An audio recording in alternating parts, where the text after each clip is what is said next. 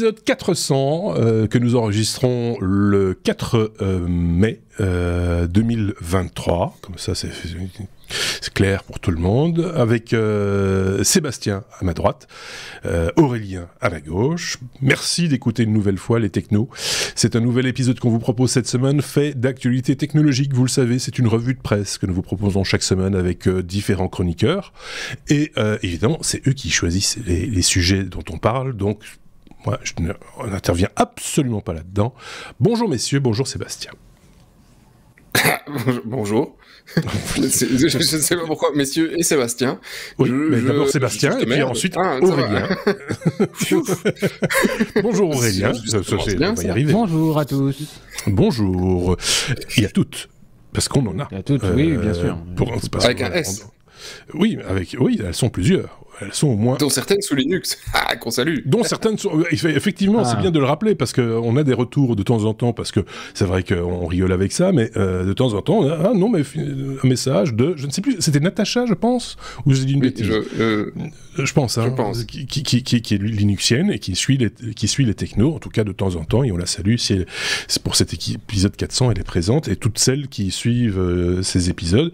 Voilà, on a toujours un peu l'impression d'être une bande de vieux machos, parce que les sujets, manifestement, quand on regarde la moyenne, et c'est pas sexiste de dire ça, ça semble toucher majoritairement, allons savoir pourquoi, des hommes. Pourquoi ? Je ne sais pas. Voilà, ça reste une énigme.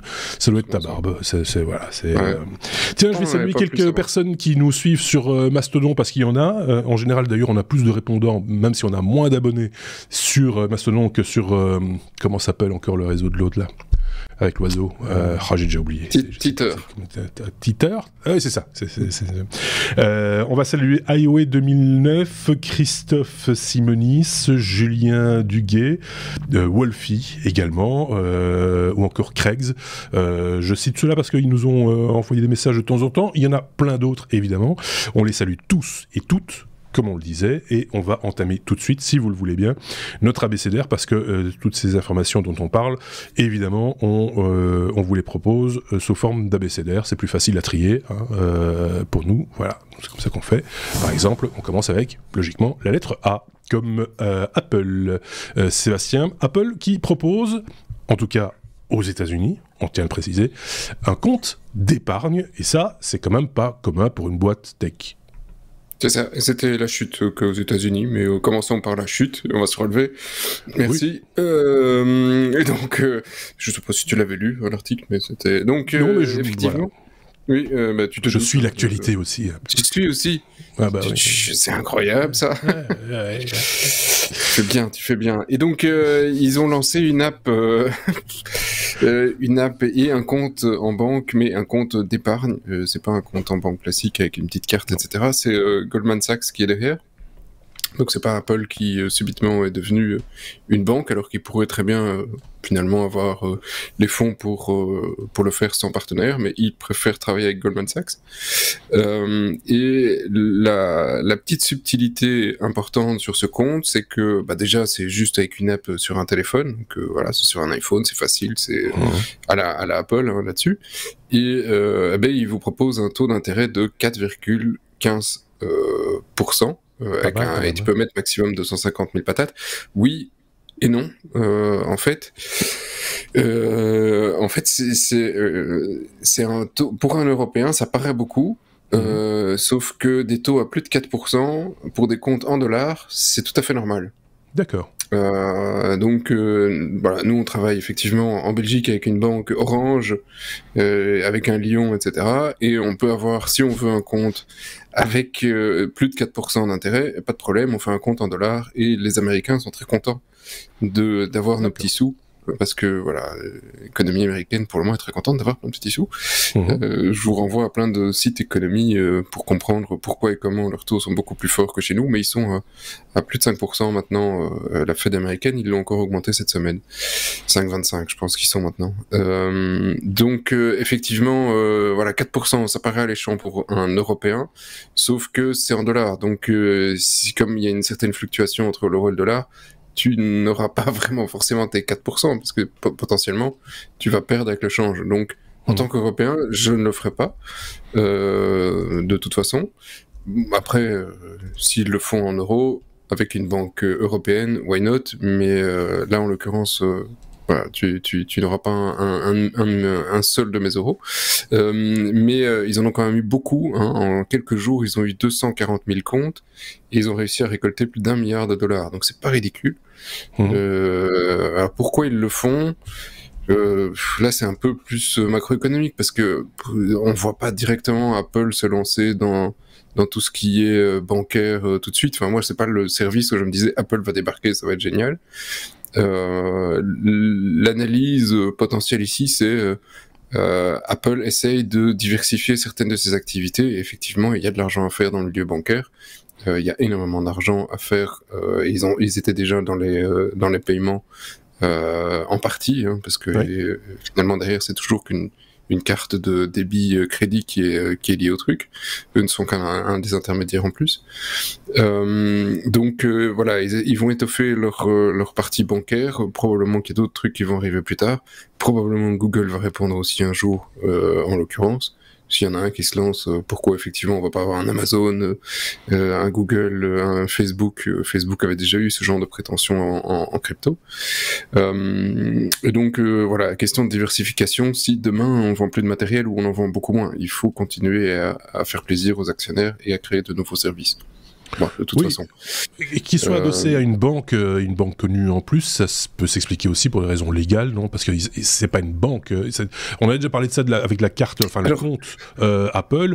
Ils s'étaient dédouanés en disant oui, mais on n'a pas vocation à être on fait un service bancaire, mais on n'est pas une banque. C'est ça. Alors, j'entends, mais créer une banque je vais te prendre un parallèle là-dessus. Il y a un service en Europe, enfin une législation qui est le PSD2 qui oblige les banques à ouvrir tous les accès, alors, avec deux niveaux. Un premier, c'est information, et AIS, et PIS. Le deuxième, c'est où un partenaire peut créer processer des paiements. Donc tu peux, si tu me donnes l'accès à ton compte, je peux faire des paiements en ton nom. Et donc pour ça, il faut une licence des autorités nationales. On est une petite boîte, nous, avec une dizaine, enfin maintenant peut-être une vingtaine de personnes. On a réussi à avoir cette licence. Donc on n'a pas les moyens d'Apple, et nous on peut avoir une licence bancaire pour faire ce que Apple voudrait faire. Donc honnêtement, je pense qu'avec l'argent qu'ils ont, et après tu dois effectivement, si tu commences à faire du paiement ou à stocker de l'argent, tu dois avoir des garanties. Je pense qu'Apple a suffisamment de garanties financières que pour pouvoir faire ce genre de choses. Donc ils prendraient pas un risque démesuré. Donc pourquoi est-ce qu'ils s'adossent Goldman Sachs? Ouais, peut-être pour la rapidité du process, parce qu'effectivement avoir une licence ça prend du temps, mais si t'as les meilleurs avocats du monde, en quelques mois ça peut être plié. Donc voilà, là voilà. Ça viendra pas chez nous, en tout cas pas tout de suite. Pas tout de suite, non. C'est ce que j'avais lu quelque part, pour plein de raisons, parce que c'est pas leur... Enfin voilà, de nouveau, parce que Goldman Sachs, voilà, ou alors adossé à d'autres services bancaires... marché très compliqué en Europe. Européen, très morcelé. C'est très c'est eux, avec une banque, ils te font un pays entier qui est en population plus grand que l'Europe. Et nous, si tu veux la Belgique, tu dois avoir un partenaire, tu veux la France, tu vas en avoir un autre. Il y a des partenaires qui font la Belgique et la France. Fortis, mais si tu veux commencer à faire BNP Paribas, ING, ils étaient en France, ils se sont retirés, mais tu as la Belgique et la Hollande. Si tu veux aller en Espagne, c'est encore autre chose. Donc les marchés sont très petits, même s'il y a un peu d'argent, ils sont très petits, donc c'est beaucoup plus compliqué. Je voyais l'index d'Aurélien se dresser. C'était son index. Oui. J'espère. Je me demandais juste si c'était pas pour se financer qu'il faisait ça. Pour se financer? Oui, c'est-à-dire... tu peux pas utiliser l'argent Non, tu peux pas... Ok. Bon. Enfin, pas pour une boîte comme ça. Non. D'accord. Bah, voilà, ça aurait pu. Mais c'est pas... Mais non, mais par exemple... je sais pas si c'est aux États-Unis, mais l'intéressement ou les choses comme ça, c'est fait pour que les boîtes se financent. des plans de... Oui, mais si Apple veut se financer, je veux dire qu'en bourse, ils émettent 2-3 actions, elles vont être vendues en 2 temps 3 mouvements. Et ce serait pas emmerdé à faire ça. Donc, ok. Bon, ben voilà. Si le sujet vous intéresse, n'hésitez pas à nous le faire savoir ou à partager vos compétences comme toujours, ou vos connaissances, ou votre opinion tout simplement dans les commentaires. Vous êtes évidemment tous et toutes les bienvenus. C, la lettre C. Oui, je vous ai pas dit, on saute des lettres de temps en temps parce que sinon on s'en sort plus. C'est comme Cuba, Aurélien. On parle de Cuba qui est relié à Internet grâce à Orange. Donc Orange, la boîte, la société française. Oui. Grâce à nos départements d'outre-mer, hein, en plus, oui. Martinique, voilà. En l'occurrence. Oui, alors c'est une petite news avec une ouverture un peu politique, puisque Orange, donc l'entreprise de télécommunications française, via la Martinique, a posé un câble sous-marin qui s'appelle Arimao entre la Martinique et Cuba pour justement alimenter en Internet à Cuba, qui était assez mal desservi. D'accord. Puisque jusqu'à présent il n'y avait qu'un câble, une fibre qui arrivait du Venezuela, et donc grâce à ce nouveau câble, le trafic Internet va pouvoir augmenter de 17%. En tous les cas, trafic terrestre, puisque évidemment ils ont accès, comme nous, aux satellites et à tout ce qui peut, qui permet d'avoir Internet autrement que par des câbles. Ouais. Mais ce qui m'a un peu attiré sur ce sujet-là, c'est que en fait, Cuba, ils sont bien en froid avec les US, et les US n'ont jamais voulu leur fournir un câble pour avoir accès à Internet. Et pour cause, l'embargo. Oui, ça semble assez logique. Oui, mais c'est là où on se dit que quand même, on n'est pas tous égaux, tous les peuples ne sont pas égaux devant ce genre à l'accès à la technologie, à l'accès à l'information. Et du coup, je trouve que c'est plutôt une très bonne nouvelle pour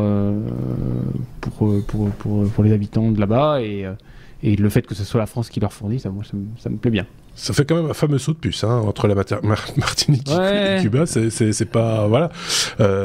D'autant plus que c'est pas en ligne droite, c'est compliqué. Il y a des obstacles. Et donc je vous ai remis en lien un article, et puis je vous ai remis, on en avait déjà parlé il y a très longtemps dans les technos, la carte des très intéressant à regarder aussi, la carte des. Oui, c'est juste.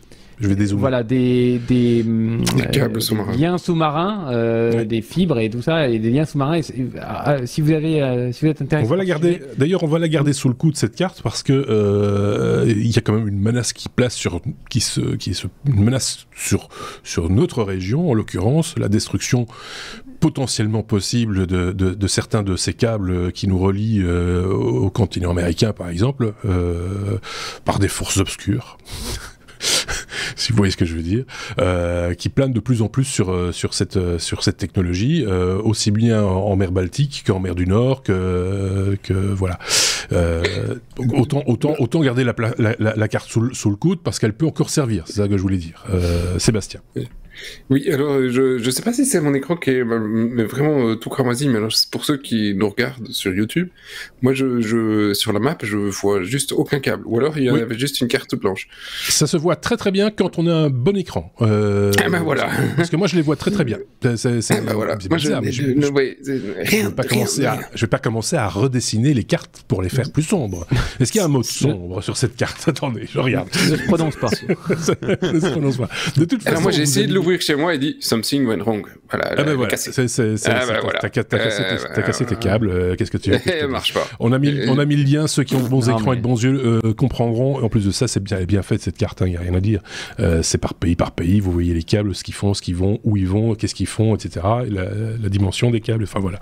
Tout ça, c'est très bien parce que c'est moi. Le lien que j'ai mis, c'est que pour le câble. Enfin, ça vous zoome directement sur le câble en question. Mais si vous dézoomez, vous avez tout. Si le Popov marin qui a la clé, la pince coupante avait besoin d'informations, si on lui donne ce site-là, il a tout en main pour aller couper les câbles. Voilà, on a tout donné. Il y a pas de... Sur un écran, je le vois. Ah bah tu vois, c'est tu mieux vois. avec un écran.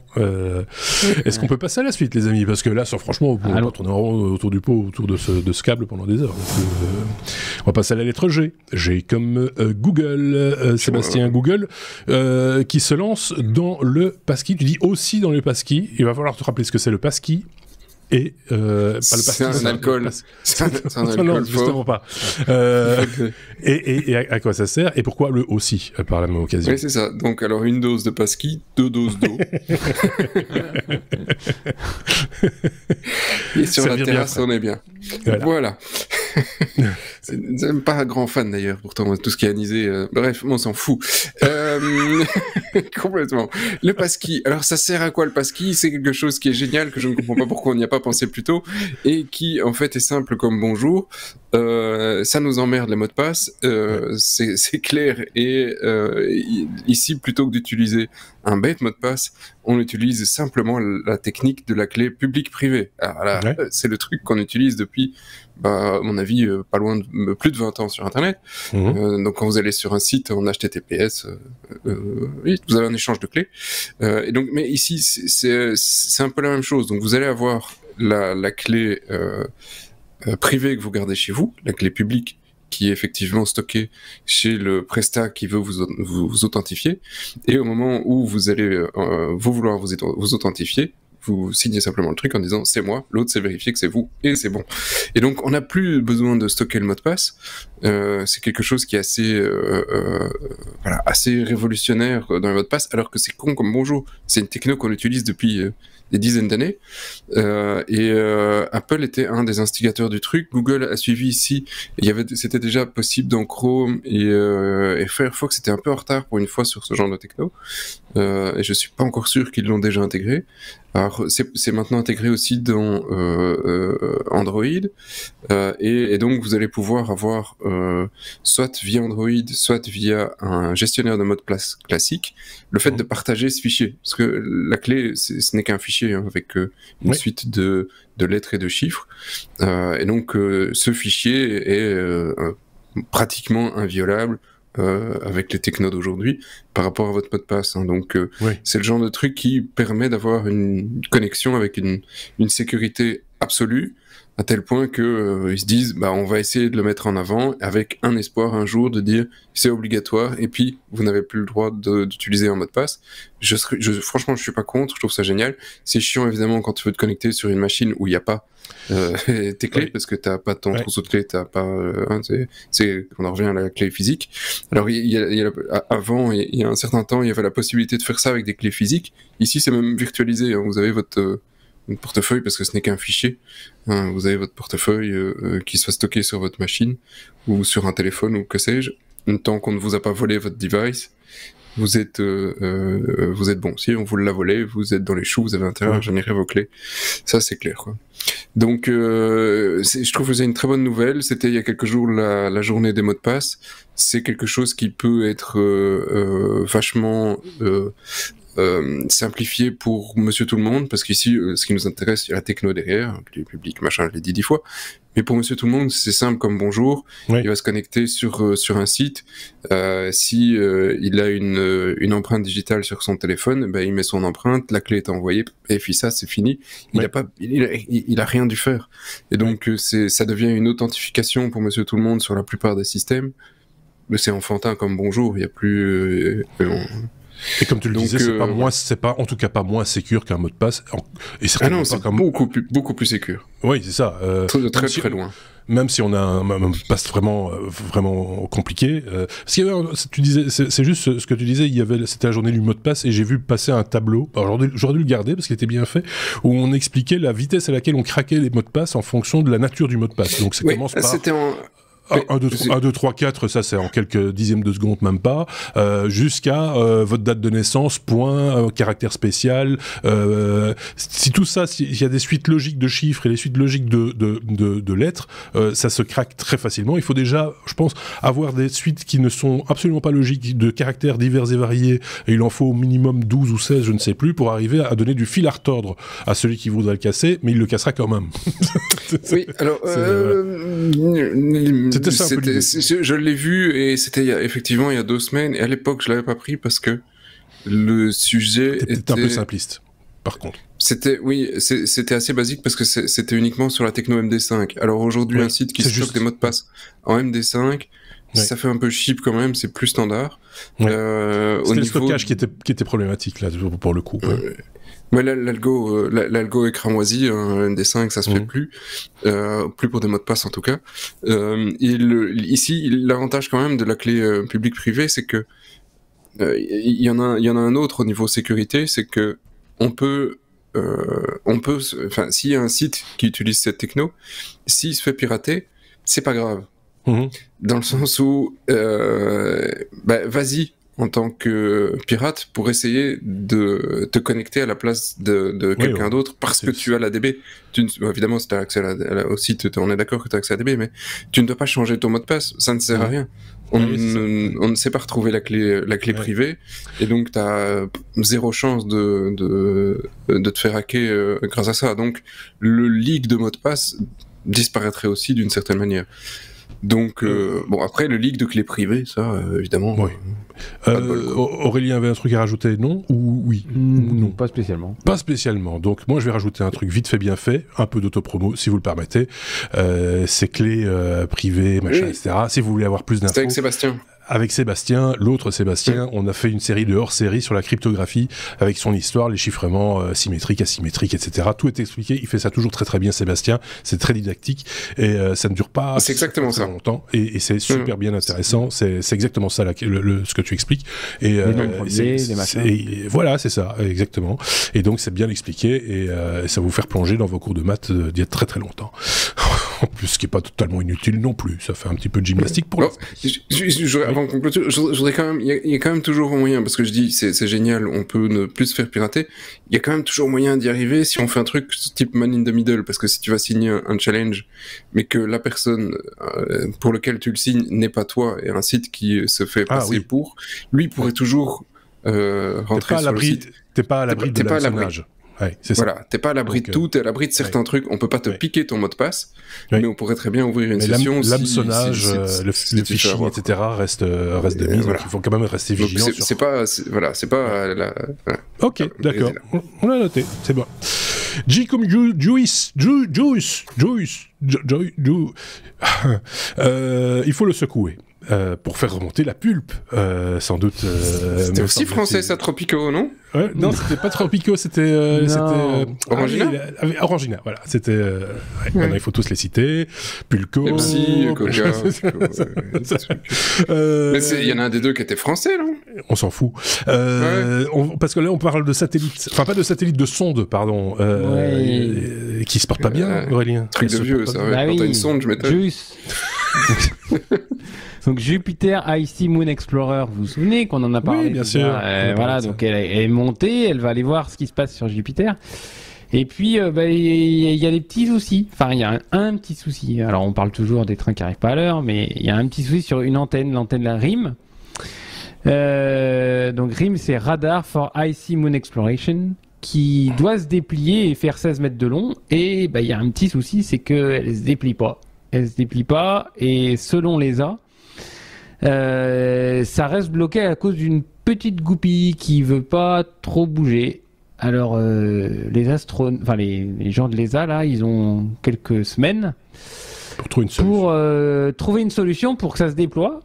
Alors j'étais un peu surpris en regardant l'article parce que ils vont essayer d'activer les moteurs de manière à secouer un peu la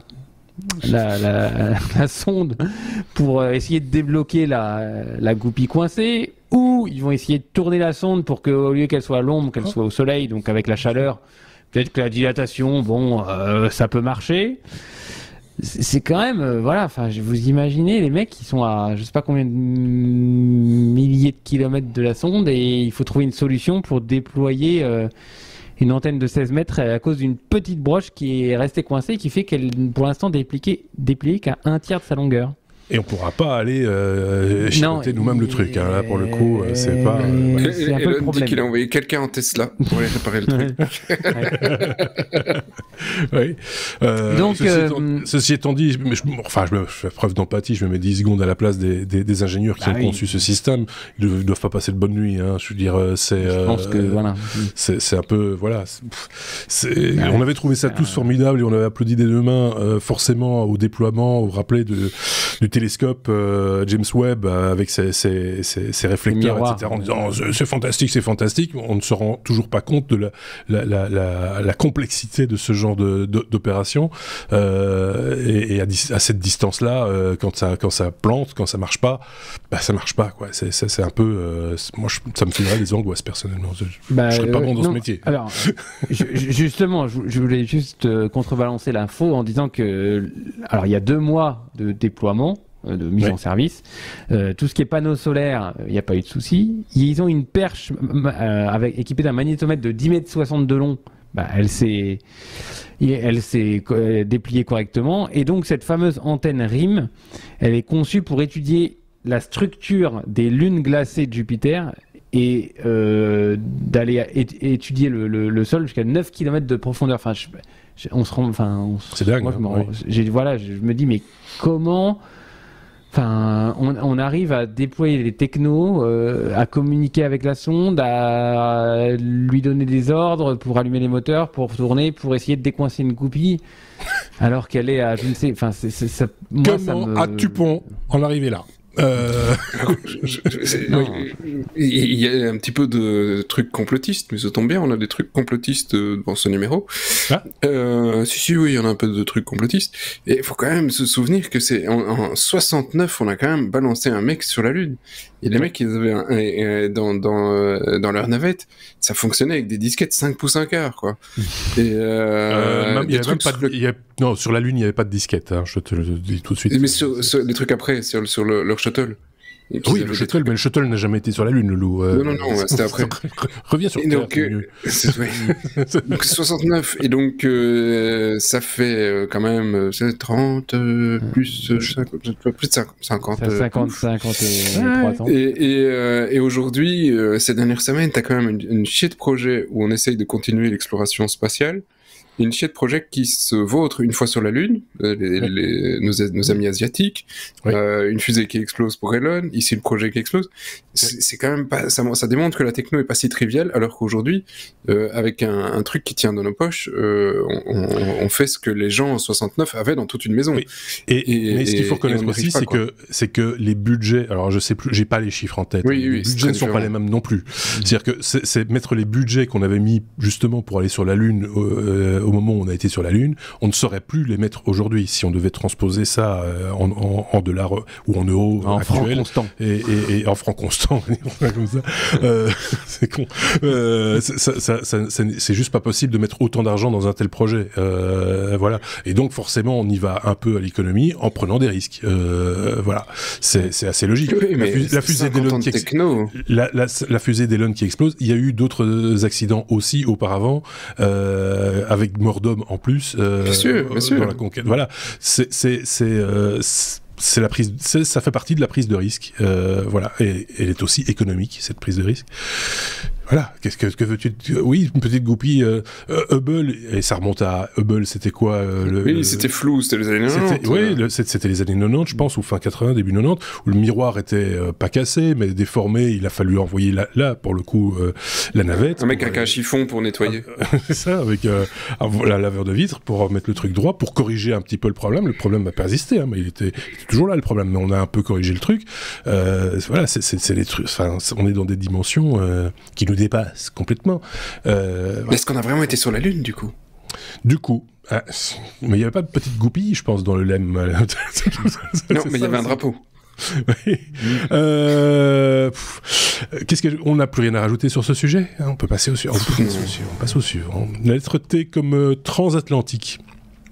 Aurélien, décidément, toi, au-dessus de l'eau, sous l'eau. Je fais un drone. Un drone transatlantique, rien que ça. Allons-y. Bah écoute, alors c'est pas un drone au sens où vous l'entendez avec des hélices, tout ça. C'est un projet un peu plus de plus grande ampleur. C'est l'ISAE, l'Institut supérieur de l'aéronautique et de l'espace de Toulouse, qui depuis 2018 a un projet de drone pour parcourir des longues distances. Quand je dis longue distance, c'est plusieurs milliers de kilomètres à l'aide d'énergie propre. Donc on parle d'hydrogène et de panneaux solaires. Et donc le 20 janvier dernier, alors la news n'est pas récente, mais vous allez voir, il y a une actu. Ils ont fait un premier vol alimenté par de l'hydrogène gazeux au-dessus de Toulouse, de ce drone qui ressemble un peu plus à, je trouve, un petit avion qu'à un drone. Un drone, c'est quelque chose, c'est un avion. Hein. Un drone, c'est un avion sans pilote. Dans la définition, c'est ça. Donc, c'est un drone. C'est un suppositoire. Et donc, ils sont plus un suppositoire. Là. Ça, c'est la version médicale du drone. Et donc, l'objectif, là, dans les années qui viennent, dans l'année qui vient, c'est de relier Dakar à Natal, au Brésil, soit 3000 km. Donc, vous voyez, c'est quand même, ça fait quand même. C'est pas un avion de ligne, mais bon, c'est pas loin. À la vitesse de, et c'est là que ça m'a fait sourire, 80 km/h. Il n'est pas rendu. Voilà, donc 36 heures de voyage. Donc, c'est un engin qui fait 4 mètres d'envergure, qui sera propulsé par des piles à combustible alimentées par de l'hydrogène liquide et des panneaux solaires. Et donc, pourquoi ils font ces études-là et pourquoi ils font ces recherches-là? Parce que pour eux, ce seraient les prémices de l'aviation décarbonée. Donc le but, voilà, c'est d'arriver à faire des longues distances. Voilà, c'est expérimental. 80 km/h, on n'est pas arrivé. Hein. Putain, comme en vacances. J'espère qu'il y aura des films, hein, parce que. En fait, ce sont tes vacances, en fait, que tu les passes dans l'avion, en fait. Et donc cette traversée est prévue pour 2025, mais je trouve ça intéressant. Arrivé 2030. Mais non, 36 heures. T'as 3 plateaux repas. C'est l'avantage des drones, c'est qu'il n'y a pas de plateau repas, puisqu'il n'y a pas de passagers. Non, mais pour du colis, je sais pas, je sais pas. Est-ce que pour ça. Pour de l'IP over drone. Alors, des ceux drones qui n'ont pas de câble. Alors, soyons clairs, des drones qui font cette distance, il y en a, mais qui fonctionnent à hydrogène, il n'y en a pas. Des drones électriques, il y en a pas qui font cette distance-là. L'autonomie étant limitée à la taille des batteries et le poids des batteries. Les batteries étant lourdes. Voilà, les batteries étant lourdes, ça vole du coup beaucoup moins bien. Voilà, à voir comment ça se passe et si ça a réussi et voir comment ce sera dimensionné par la suite et combien de passagers on pourra embarquer, etc. On en est bien loin quand on voit effectivement la progression de ce genre d'initiative et de ce genre d'expérimentation. On se dit qu'il y a quand même une grande marche entre la version commerciale et la version expérimentale, quoi. Il me semble. C'est clair. Mais... Oui. Qu'en pense Bertrand Piccard? On pourrait lui poser la question, parce que lui c'était habité en plus. C'était habité, c'était que solaire. Oui, et que solaire, il n'y avait pas d'hydrogène. Oui, c'est vrai. Mais il y avait plein d'étapes aussi. Hein. Je ne sais pas quelle était l'étape la plus longue. Ce serait intéressant Notre ami Xavier doit pouvoir répondre à cette question-là. C'était fort intéressant. Et puis je pense que son avion, c'était quand même bourré de technologie et les matériaux utilisés étaient certainement très onéreux. Il n'allait pas très vite non plus. Et il n'allait pas très vite non plus. Ouais. 70 km/h. Et ça va, on va pas rigoler, hein, 70-80. Ouais, vitesse moyenne. De toute façon, depuis qu'ils ont mis les nationales à 80, tout est à 80. C'est ça. Enfin, je parle d'en France, peut-être qu'en France, c'est une limite. Maintenant, c'est devenu une norme. Le 80, c'est une norme. Ok, bon, alors, l'autre aspect technologique du truc par rapport au drone, c'est qu'il faut quand même faire un plan de vol un peu sérieux, parce que j'imagine qu'il y a des vents dominants sur la distance. Enfin, ça ne doit pas être simple non plus à gérer de ce côté-là. On avait parlé du même principe, mais avec un bateau électrique, pour le coup, un petit bateau électrique qui avait traversé l'Atlantique, qui avait mis bien plus de temps, évidemment, parce que c'était un peu perdu en chemin. Et là aussi, c'était la même chose. Il fallait calculer les cours. Enfin, il y avait de l'intelligence artificielle derrière, etc. Les vents, les courants, etc. Donc, ça doit être passionnant. J'ai ta réponse. Vas-y. là, ce que les distances qu'il arrivait à faire, et là c'était la version 1 qui faisait 70, la version 2 faisait 90 km/h. Donc il a battu les Toulousains. Et les distances, la plus grande qu'il ait faite, c'était 7200 km pour relier le Japon à Hawaï. 117 heures de vol quand même. Hein. Ouais, si tu dois faire une pause pipi, t'es dans la merde. Hein. Oui, c'est le cas de le dire. C'est ça. Donc, oui, nous, ça nous fait rire. Ça, c'est pipi caca, nous. Oh là là. Écoute. Et après, on s'étonne qu'il n'y ait pas de filles qui écoutent. C'est quand même très bizarre. Allez, on passe à la lettre T comme tracker, les fameux cachets. J'appelle ça des cachets. Les vaccins, non c'est les petits, c'est les trackers, quoi. Tout le monde en fait. Apple en fait, il y en a d'autres. Google et Apple collaborent d'ailleurs sur ce sujet pour justement bloquer ou en tout cas empêcher les gens d'espionner d'autres personnes avec ces trackers, parce que c'est un outil magnifique pour espionner qui on veut, quoi. Tout à fait, Thierry. Donc c'est les AirTags qui ont défrayé plusieurs fois la chronique et même les technos, hein, on en a parlé, on en a reparlé, oui. Et donc c'est une techno magnifique, mais avec certains points faibles, effectivement, parce que tu as ce tracker qui fonctionne, pour rappel, non pas le tracker qui t'envoie l'information, mais tous les téléphones qui sont autour, qui, en voyant le tracker, à chaque fois peuvent dire « Hey, j'ai vu le tracker !» et qui remontent l'information au propriétaire du tracker. Sauf que quand tu as un tracker dans ta voiture, si tu en mets un sur, exemple, ton ex-femme que tu veux suivre contre sa volonté, eh bien, elle ne sait pas qu'il y a un tracker dans la voiture. Alors même si maintenant, il voulait rajouter un petit bip une fois de temps en temps, un truc, fondamentalement, ça reste pas très compliqué de passer outre une limite physique, hein. C'est comme d'enlever ces fameuses LED sur une caméra ou sur une lunette pour filmer. Bon, c'est pas très compliqué, quoi. Alors je veux pas tout dévoiler, mais Apple très rapidement avait réagi à ce type de problématique déjà, mais c'était une réponse qui était, comme tu dis, qu'on pouvait détourner parce qu'il y avait déjà eu des problèmes de ce type-là, et ils avaient mis en place un contournement qui permettait à n'importe qui de signaler si un tracker était à une certaine distance de l'appareil. Par exemple, dans une voiture, ton smartphone, pourvu qu'il soit de la même marque, évidemment, te disait attention, il y a un tracker pas loin, quoi. Oui, alors maintenant, c'est maintenant effectivement un truc global où tous se sont mis d'accord en disant bon, les trackers, c'est une techno qui est sympa, on va collaborer tous ensemble, ce qui est quand même assez rare que pour pouvoir le mentionner, hein. Google, Apple, mais aussi Samsung et d'autres alors Samsung a lancé son tracker et Google est dans plein de rumeurs qu'il lancerait aussi les trackers.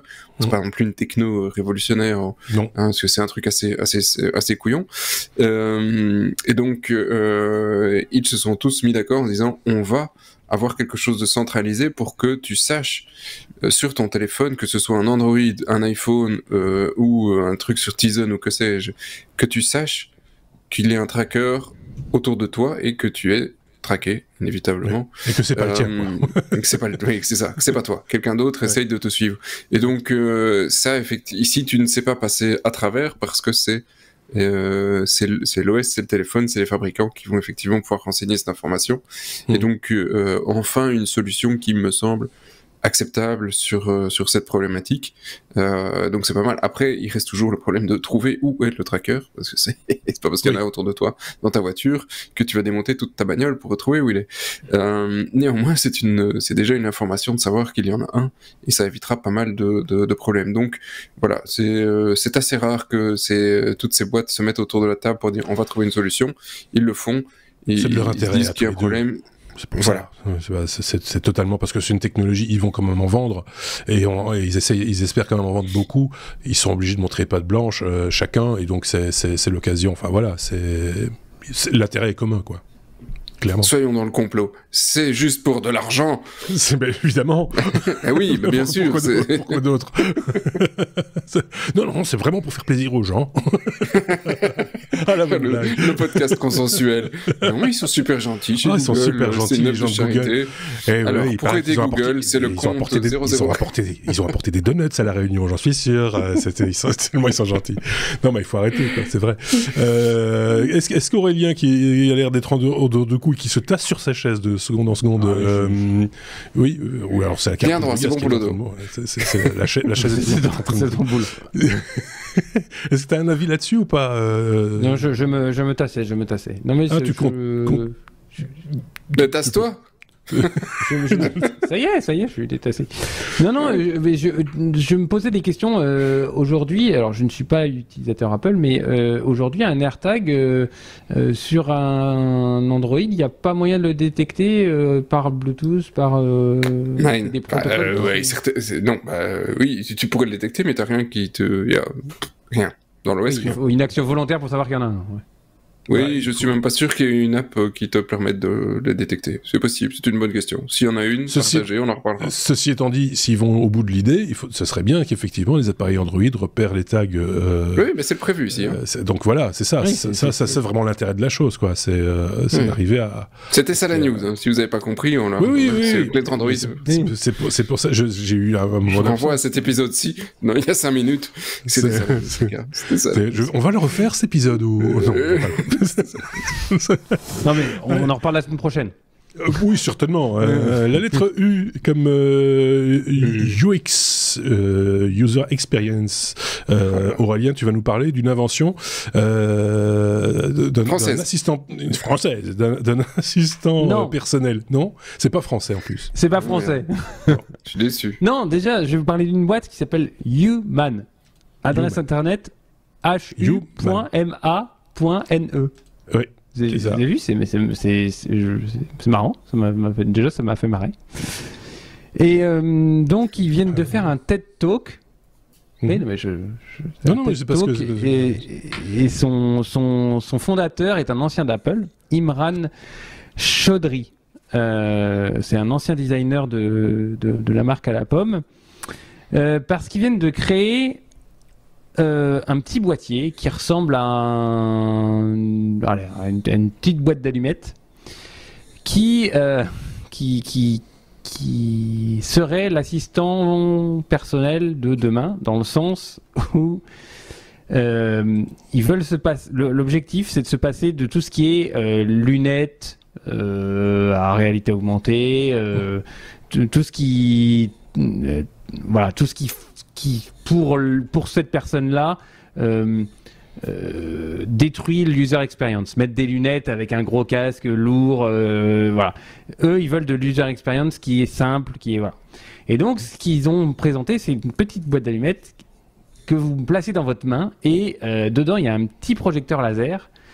Et vous pourrez, grâce à cet objet-là, être notifié discrètement en regardant dans votre main, recevoir des appels par ce biais-là, utiliser un assistant vocal comme Alexa, Google, ce que vous voulez.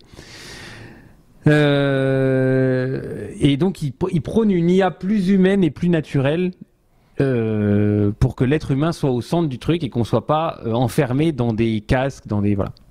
Donc il a passé 2 ans en tant que designer chez Apple et 19 ans en tant que chef de l'Human Interface. Donc il sait, à mon avis, de quoi il parle. Et donc il lance un nouveau device qui est plus discret, et qui favorise pour lui l'interaction entre humains malgré la technologie. Et ça, je trouve que c'est plutôt cool parce que des soirées dans des casques VR, c'est sympa, mais oui, c'est pas hyper humain. Alors, pour être très clair, le petit boîtier dont tu parles, le plus souvent on le porte à la poche, oui. Et parce qu'ils n'avaient pas besoin d'être 2 mains. L'une pour tenir le projecteur et l'autre parce que ce serait un peu couillon. Parce que finalement, une interface qui utiliserait les 2 mains en permanence, ça n'aurait pas beaucoup de sens. On s'éloigne du projet, quoi.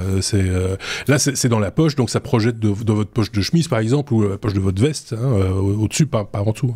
Poche, voilà. Ça projette sur votre main ou sur la main de votre voisin. Moi, j'ai du mal à y croire à ce truc-là. Je sais pas pourquoi. C'est très joli comme ça sur le papier. Voilà, mais je sais pas ce qu'en pensez. J'allais être plus dur que toi. Moi, j'ai dit, j'allais dire, peut-être qu'il aurait pu rester chez Apple. Ouais. Plutôt que de faire... Parce que là, c'est pas gagné, tu vois. Et qui continue à apprendre 2-3 trucs. Tu vois, oui. Il a pas fini. Parce qu'il y a un problème majeur, hein, ou alors peut-être que c'est pas présenté ici, c'est quoi l'usage? Parce que c'est juste pour dire oui ou non. Tu vois, oui, non, mais justement, je suis pas. Alors, je vais donner. Tu vois, défends le truc. On va laisser Aurélien défendre son truc.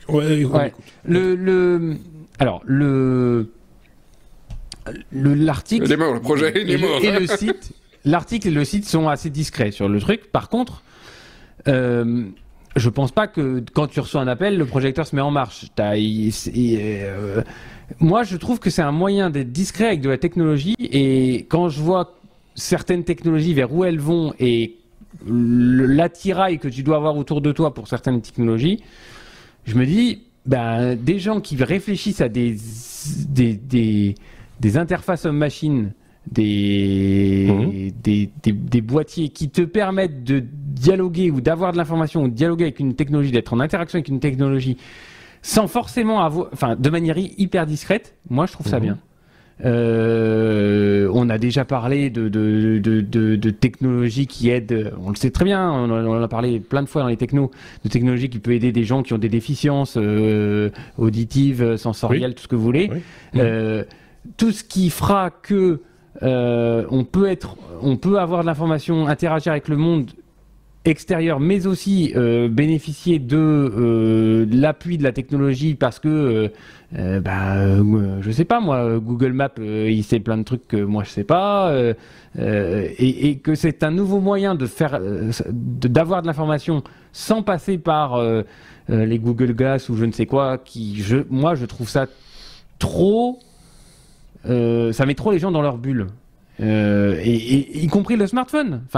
Combien de fois vous voyez des gens dans la rue plonger dans leur smartphone et ils vous tapent dedans tellement ils sont... Oui, là, ils vont juste se taper dedans avec la main en avant, c'est tout. C'est ça la différence.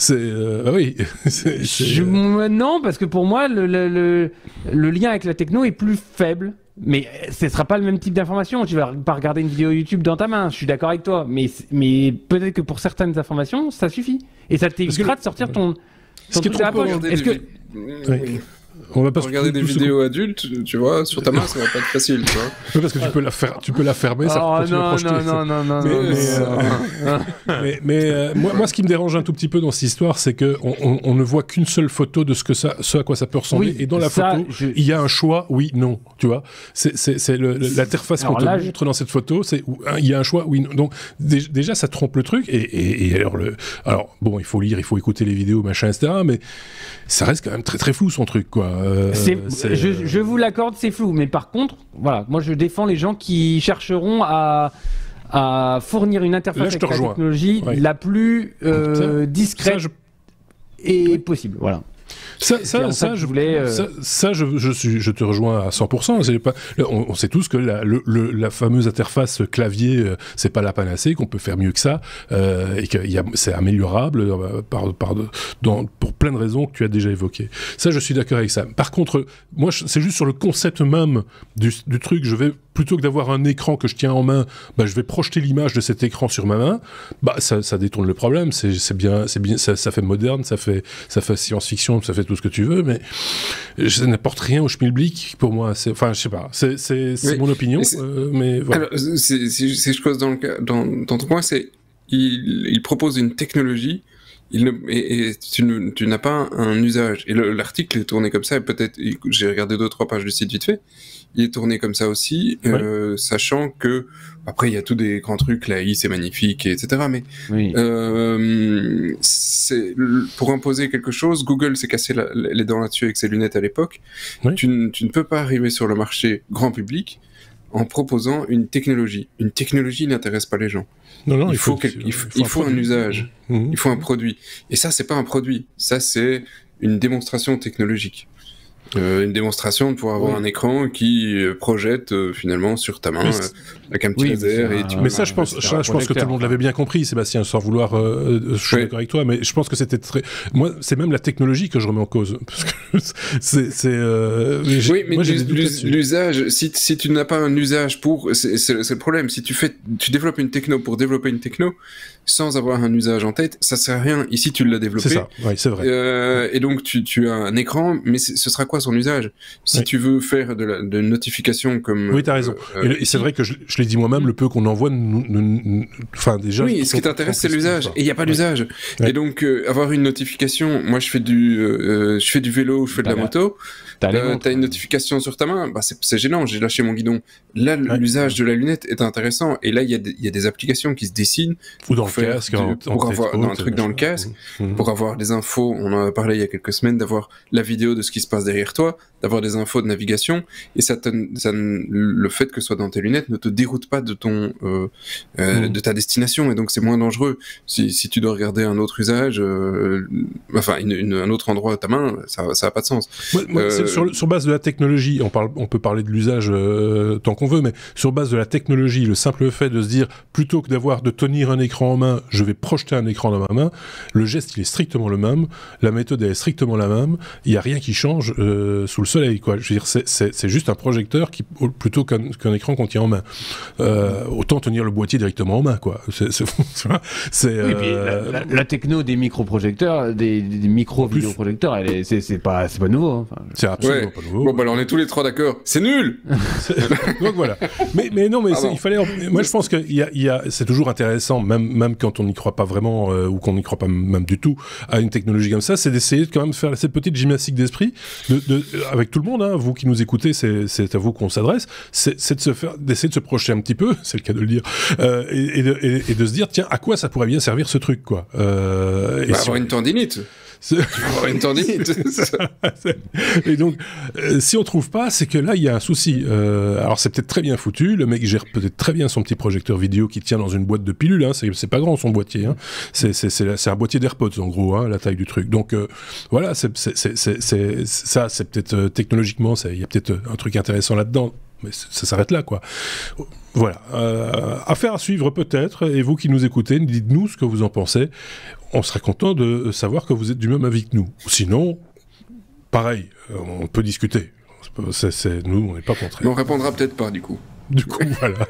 Et vous serez peut-être banni. Juste parce qu'on est mesquin et voilà. C'est pas vrai. On ne fait pas ce genre de choses.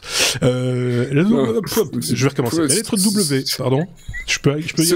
Ils sont plus là pour le dire, de toute façon. C'est vrai aussi. Lettre W comme oui mais non. Le oui mais non, il faut que je rappelle quand même de quoi il s'agit. Le oui mais non, c'est une information technologique, certes, mais improbable. Mais technologique, certes, mais improbable. C'est le oui mais non. On peut faire comme ça pendant des heures, hein, mais c'est un moment, c'est lassant. Le oui mais non de Sébastien cette semaine, c'est Francis Lalanne qui considère être employé. Jamais j'aurais pensé citer son nom dans un podcast des technos. Francis Lalanne qui considère être employé par Twitter. J'espère qu'il a touché un salaire. Celle-là, c'est... Ah oui, alors j'ai hésité à la mettre parce que je me dis, si on parle de ce truc, on va avoir plein de gars dans la vidéo après qui vont râler et qui vont défendre le gars. Et en même temps, ça m'a tellement fait rigoler que je me dis, bon, allez, il y en a d'autres qui vont rigoler avec nous. Tant pis, quoi, on prend le risque. Francis, si tu nous écoutes, c'est pas méchant. Mais c'était bien quand t'étais chanteur. Chanteur. Juste chanteur. Oh là. Et donc ici, effectivement, il a attaqué Twitter au prud'homme en France. Hein, donc voilà, parce que Aurélien n'a pas fait de français sur le sujet précédent. Il faut que je compense. Et celui-ci, ça pique. Alors pourquoi il a attaqué Twitter en justice? Parce qu'il considère qu'il est employé de Twitter, parce que quand il écrit sur Twitter, il fait gagner de l'argent à Twitter. Alors c'est un peu le principe de quand vous ne payez pas, c'est que c'est vous le produit. Et donc effectivement, Facebook fait de l'argent avec ce qu'on poste sur Facebook. YouTube fait de l'argent avec les vidéos qu'on poste. Et donc même que quand on paye son abonnement à Orange, ils font de l'argent avec le fait qu'on aille sur Internet, Orange, Free, Belgacom, Proximus, enfin tous les autres. Et donc c'est le principe de la société. Effectivement, ils proposent un service gratuit et en échange de ça, ils font de l'argent. Et donc, ça semble assez basique, mais ici, ils considèrent que c'est du travail dissimulé ou alors là, le terme est quand même exceptionnel, de l'esclavage. Donc, ils réclament... qu'on l'oblige, évidemment. On l'oblige, oui, bien sûr. Oui, et l'homme l'a attaché avec son compte Twitter, il était obligé d'envoyer des tweets tous les jours. Son avocat lui a pas dit que c'était peu... Non, son avocat, il y croit. C'est ça. Il y croit, parce que l'avocat cite, il y a un lien de subordination parce que le réseau social peut suspendre un compte, le punir ou au contraire lever la sanction. Parce qu'effectivement, Francis a déjà été privé de son compte Twitter parce qu'il publiait des choses qu'on va dire assez sympathiques sur les vaccins. Donc je ne vais pas rentrer dans ce débat. Non. Mais donc ici, effectivement, on n'est pas dans le fond. Mais on n'est pas loin quand même, on s'y rapproche. Hein. On le touche du gros orteil quand même. Hein. Oui. Mais en même temps, très honnêtement, de temps en temps, je me dis qu'il y en a. Tu parlais de YouTube par exemple. Je trouve que de temps en temps, il y a quand même des YouTubeurs qui se comportent comme des employés de Google, quoi. Qui disent c'est pas normal, mes vidéos ne sont plus vues, machin, etc. Ils oublient complètement qu'ils sont chez quelqu'un sur le site d'une société privée et que la société privée fait exactement ce qu'elle veut. Il suffit d'aller regarder les textes, voilà, vous avez signé ce truc pour dire, voilà, je mets mes vidéos là et vous en faites ce que vous voulez. Et voilà. Et donc, il y en a certains qui montent leur business, entre guillemets, sur cette base-là.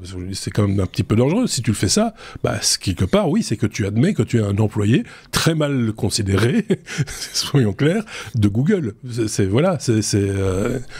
pense qu'il ne faut pas aller aussi loin que ça. Alors après, demander... Alors, il demande 100 000 € quand même. Hein. Oui, 100 000 balles. Pour travail dissimulé, c'est quand même très, très culotté. Je pense qu'il a besoin de sous. Il a surtout besoin de se reposer beaucoup. Il ne doit pas vendre de disques, alors... Mais en plus de ça, je suis sûr qu'il est blindé, parce que voilà, il a fait quand même quelques chansons qui se sont bien vendues et qui tournent encore en radio, et qui, enfin je pense, et qui... Oui.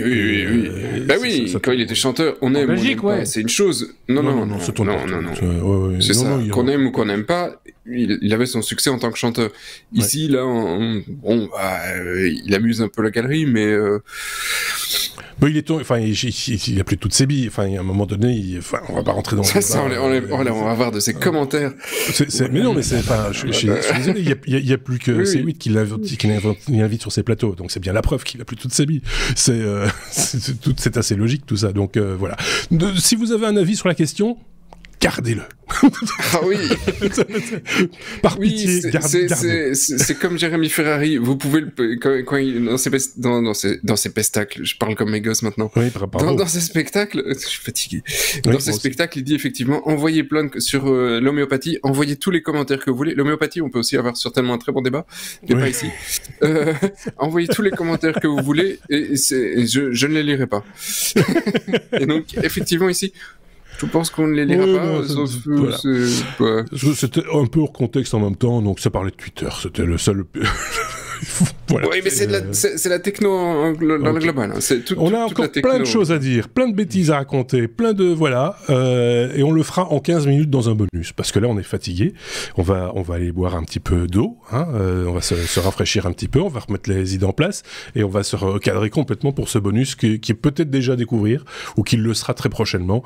Ça dépend un petit peu quand vous nous écoutez, ou quand vous regardez cette vidéo, si vous êtes sur YouTube. Merci en tout cas à vous de nous avoir écoutés. N'hésitez pas à partager nos contenus si vous les appréciez. pourquoi pas, sur les réseaux sociaux, quels qu'ils soient, bien entendu. N'hésitez pas, comme toujours, à mettre des pouces sur les vidéos, des étoiles dans les yeux et surtout dans les applications de podcast pour dire que vous avez apprécié. C'est notre seul salaire, parce que nous autres, on ne fait pas de placement de produits, on ne fait pas de publicité, on ne fait pas tous ces machins-là. On fait ça pour s'amuser.